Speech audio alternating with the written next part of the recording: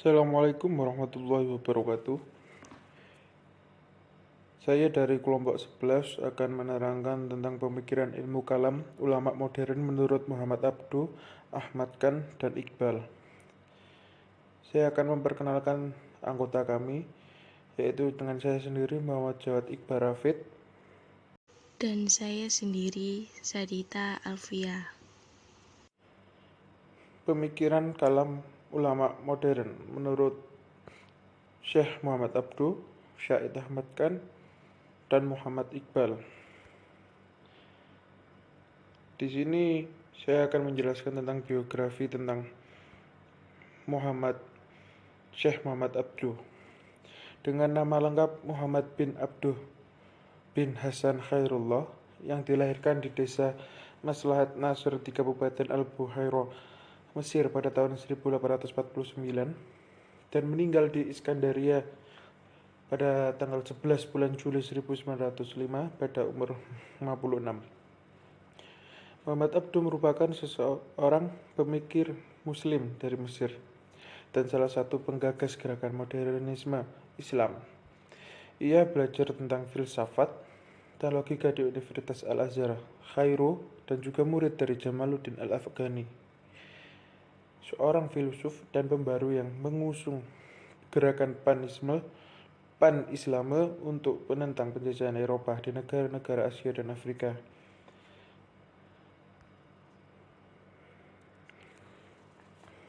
Pemikiran kalam menurut Muhammad Abduh yang pertama ada 8. Yang pertama yaitu kedudukan akal dan fungsi wahyu. Kedudukan akal bagi Muhammad Abduh, yaitu akal merupakan sumber pengetahuan setelah wahyu dan intuisi. Muhammad Abduh cenderung berada di tengah-tengah di antara kelompok yang menegaskan peran akal dalam memahami teks-teks suci, sehingga cenderung tekstualis, kaku, dan jumud, seperti kelompok Wahabi atau kalangan tekstualis, yaitu As-Salafiyat Al-Harfiyah, dan kelompok gaya berpikir ala materialisme barat, yaitu Al-Madiyah dan Al-Wadiyah Al-Gharbiyah, yang cenderung memberikan porsi yang besar kepada akal dan cenderung kebablasan. Muhammad Abduh mengatakan dapat mengetahui bahwa berterima kasih kepada Tuhan adalah wajib, bahwa kebajikan adalah dasar kebahagiaan dan kejahatan dasar kesengsaraan di akhirat. Fungsi wahyu mempunyai dua fungsi, yaitu memberi konfirmasi dan informasi, sehingga baginya wahyu itu sangat diperlukan untuk menyempurnakan pengetahuan yang diperoleh melalui akal. Akal dan wahyu mempunyai hubungan yang sangat erat, karena akal memerlukan wahyu, sementara wahyu itu tidak mungkin berlawanan dengan akal. Muhammad Abduh memberi kebebasan pada akal untuk memberi interpretasi agar wahyu itu sesuai dengan pendapat akal dan tidak berlawanan dengan akal. Sehingga dengan demikian, hubungan antara wahyu dan akal dapat terjalin harmonis. Yang kedua, kebebasan manusia. Manusia selain mempunyai daya berpikir, ia juga mempunyai kebebasan memilih sebagai sifat dasar alami yang mesti ada dalam diri manusia. Manusia dengan akalnya dapat mempertimbangkan akibat perbuatan yang akan dilakukannya, kemudian mengambil keputusan dengan kemauannya sendiri, dan selanjutnya mewujudkan perbuatan itu dengan daya yang ada dalam dirinya. Yang ketiga, sifat-sifat Tuhan. Muhammad Abduh berpandangan bahwa manusia tidak akan mampu menentukan mengenai sifat-sifat Tuhan, apakah termasuk kepada esensi Tuhan atau bukan. Menurutnya, hal itu di luar batas kemampuan manusia. Yang keempat, kehendak mutlak Tuhan. Abduh melihat bahwa Tuhan tidak bersifat mutlak. Tuhan telah membatasi kehendak mutlaknya dengan memberi kebebasan dan kesanggupan kepada manusia dalam mewujudkan perbuatan-perbuatannya. Yang kelima, keadilan Tuhan. Karena memberi daya besar kepada akal dan kebebasan manusia, Muhammad Abduh mempunyai kecenderungan untuk memahami dan meninjau alam ini, bukan hanya dari segi kehendak mutlak Tuhan, tetapi juga dari segi pandangan dan kepentingan manusia.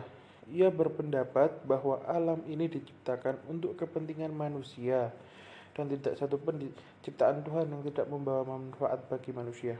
Yang keenam, antropomorfisme. Karena Tuhan termasuk ke dalam alam rohani, rasio tidak dapat menerima faham bahwa Tuhan mempunyai sifat-sifat jasmani. Muhammad Abduh yang memberi kekuatan besar pada akal berpendapat bahwa tidak mungkin esensi dan sifat-sifat Tuhan mengambil bentuk tubuh atau roh makhluk di alam ini. Yang ketujuh, melihat Tuhan. Muhammad Abduh tidak menjelaskan pendapatnya apakah Tuhan yang bersifat rohani itu dapat dilihat oleh manusia dengan mata kepalanya di hari perhitungan kelak. Ia hanya menyebutkan bahwa orang yang percaya pada tanzi atau keyakinan bahwa tidak ada suatu pun dari makhluk yang menyerupai Tuhan sepakat mengatakan bahwa Tuhan tak dapat digambarkan ataupun dijelaskan dengan kata-kata. Kesanggupan melihat Tuhan dianugerahkan hanya kepada orang-orang tertentu di akhirat. Yang kedelapan, yang terakhir, perbuatan Tuhan. Karena pendapat ada perbuatan Tuhan yang wajib. Muhammad Abduh sefaham dengan Mu'tazilah dalam mengatakan bahwa wajib bagi Tuhan untuk berbuat apa yang terbaik buat manusia. Baik, yang selanjutnya saya akan melemparkan kepada Mbak Sadita untuk menerangkan. Yang kedua yaitu riwayat hidup Sayyid Ahmad Khan. Biografi dari Sayyid Ahmad Khan yaitu beliau lahir di Delhi pada tahun 1817 dan menurut keterangan berasal dari keturunan Husain, cucu Nabi Muhammad SAW. Pada zaman Alamgir II pada tahun 1754 sampai 1759. Ia mendapatkan didikan tradisional bahasa Persia. Ia orang yang rajin membaca buku dalam berbagai bidang di Serikat India Timur. Usahanya dalam bidang pendidikan untuk bangsa India sangat besar karena pada tahun 1861 ia mendirikan sekolah Inggris di Morabadat. Hingga akhir hayatnya, ia mementingkan pendidikan umat Islam India. Pada tahun 1878, ia juga mendirikan sekolah Muhammad Anglo Oriental College atau MAOC di Aligarh yang merupakan karyanya yang paling bersejarah dan berpengaruh untuk memajukan umat Islam India. Pemikiran kalamnya Sayyid Ahmad Khan yaitu yang pertama, keyakinan, kekuatan, dan kebebasan akal menjadikan Khan percaya bahwa manusia bebas untuk menentukan kehendak dan melakukan perbuatan. Ini berarti bahwa ia mempunyai paham yang sama dengan pahaman Qadariyah. Yang kedua, sejalan dengan pahamnya Qadariyah yang dianutnya, ia menentang keras paham taklid. Khan berpendapat bahwa umat Islam di India mundur karena mereka tidak mengikuti perkembangan zaman. Yang ketiga, yaitu Khan mengemukakan bahwa Tuhan telah menentukan tabiat atau nature atau sunatullah bagi setiap makhluknya yang tetap dan tidak pernah berubah. Yang terakhir yaitu riwayat dari Muhammad Iqbal. Biografi dari Muhammad Iqbal yaitu beliau lahir di Sialkot pada tahun 1876. Ia berasal dari keluarga kasta Brahmana Kashmir. Ayahnya bernama Nur Muhammad yang terkenal soleh dalam beragama. Guru pertamanya Iqbal yaitu ayahnya sendiri. Kemudian ia dimasukkan ke sebuah maktab untuk mempelajari dan memperdalam ilmu Al-Quran.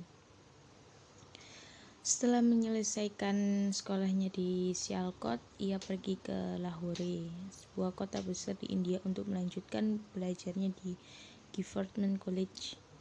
Pada tahun 1930, Iqbal memasuki dalam bidang politik dan menjadi ketua konferensi tahunan Liga Muslimin di Allahabad. Kemudian pada tahun 1931 dan tahun 1932, ia ikut dalam konferensi meja bundar di London yang membahas konstitusi baru bagi India. Yang terakhir, pemikiran kalam dari Muhammad Iqbal yaitu Islam dalam pandangan Iqbal menolak konsep lama yang mengatakan bahwa alam bersifat statis. Islam menurutnya mempertahankan konsep dinamis dan mengakui adanya gerakan perubahan dalam kehidupan sosial manusia. Oleh karena itu, manusia dengan kemampuan kudinya harus menciptakan perubahan. Besarnya penghargaan Iqbal terhadap gerak dan perubahan ini bahwa pemahaman yang dinamis tentang Al-Quran dan hukum Islam.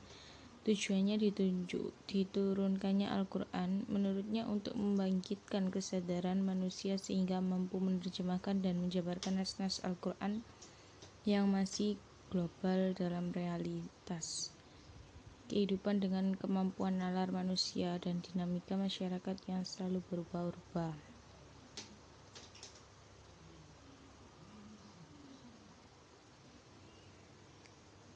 Sekian dari presentasi kami,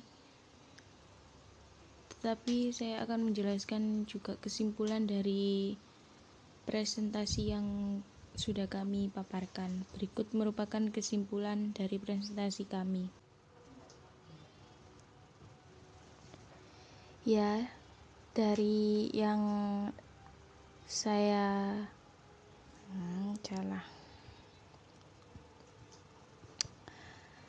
Dari yang kami jelaskan di atas, kami dapat menarik kesimpulan yaitu sebagai berikut. Yang pertama, Muhammad Abduh memberikan peranan yang sangat besar kepada akal. Begitu besarnya peranan yang diberikan olehnya, sehingga Harun Nasution menyimpulkan bahwa Muhammad Abduh memberi kekuatan yang lebih tinggi kepada akal daripada Mu'tazilah, sedangkan wahyu bagi Abduh berfungsi sebagai konfirmasi, yaitu untuk menguatkan dan menyempurnakan pengetahuan akal dan informasi. Yang kedua, kami menarik kesimpulan bahwa Said Ahmad Khan juga mempunyai kesamaan pemikiran dengan Muhammad Abduh, terutama tentang akal yang mendapat penghargaan tinggi dalam pandangannya. Meskipun demikian, sebagai penganut ajaran Islam yang taat dan percaya akan kebenaran wahyu, ia berpendapat bahwa akal bukanlah segalanya dan kekuatan akal pun terbatas. Ia menentang keras terhadap faham taklid. Sebenarnya konsekuensinya, ia memandang perlu diadakan ijtihad baru yang untuk menyesuaikan pelaksanaan ajaran-ajaran Islam dalam situasi dan kondisi masyarakat yang senantiasa mengalami perubahan. Yang ketiga, Muhammad Iqbal dapat kami simpulkan yaitu ijtihad dalam perspektif Iqbal disebut sebagai prinsip gerak dalam struktur Islam. Menurutnya, untuk mengembalikan semangat dinamika Islam dan membuang kekuatan serta kejumudan hukum Islam. Ijtihad harus dilahirkan menjadi ijtihad kolektif dan menyerukan kepada kaum muslimin agar menerima dan mengembangkan lebih lanjut hasil-hasil realisme tersebut.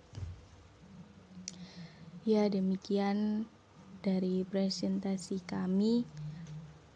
Apabila ada salah kata atau kurang-kurangnya, kami mohon maaf yang sebesar-besarnya. Wabillahi taufiq wal hidayah wa ridha wal inayah. Wassalamualaikum warahmatullahi wabarakatuh.